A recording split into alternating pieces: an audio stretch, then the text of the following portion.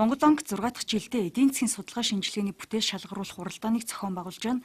Шалгаруулалтад зөвхөн оюутнууд оролцдог байсан уламжлалыг энэ жилээс халж судлаачид оролцох боломжийг нээжээ.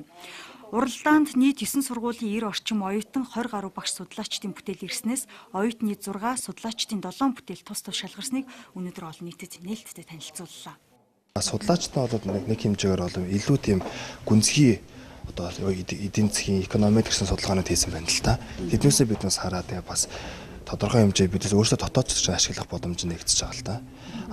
Нөгөө нь ач холбогдолтой зүйл нь бол үнэхээр одоо шалгарсан мундаг хөө одоо нарийн судалгаануудаа биднээс Монгол банкны жил болгон хэвлэдэг судалгааны ажлынхаа номондоо бас оруулах тийм төлөвлөгөөтэй байгаа. Эдийн засгийн хямрал боллоо гэх юм бол салбарууд уналтанд орно. Тэгэхээр зээл чанаргүй чинь тэгэхээр хүүгийн орлого өөрөө буурч эхэлнэ. Тэгэхээр энэ үед диверсификац хийж хүүгийн бус орлогоо нэмэгдүүлэх шаардлага бол гарч ирдэг банкудад. Тэгэд ингэж чадсан банкуд нь орлогын үр ашигтай байдал байд юм байна.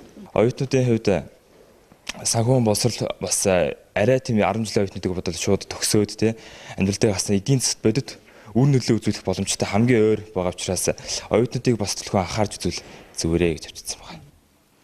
Уралдаанд ирүүлсэн бүтээлүүдэд тавигдах гол шалгуур нь статистик тоо баримтыг бүрэн дүүрэн ашигласан асуудал дэвшүүлж шийдэл гаргасан байх зэрэгт ач холбогдол өгч байна. Оюутан судлаачдын ирүүлсэн бүтээлүүдээс харахад эдийн засгийн хямралын үеэр авчруулах арга хэрэгслүүдийн талаар хэрхэн шийдвэрлэх болон эрсдлээс хамгаалах шийдэл зэрэгт илүү олон анхаарч бүтээлээ төрүүлсэн байна. За эдгээр бүтээлүүдийг Монгол банк ном болон хэвлэж жил бүр гаргадаг уламжлалтай. Санхүү эдийн засгийн салбарт залуу мэрэгчлэнүүдийг дэмжих зорилготой зохион байгуулдаг энэ уралдаанд шалгаруулалтаас олон залуучууд Монгол банкнд ажиллах эрхтэй болсон байдаг байна.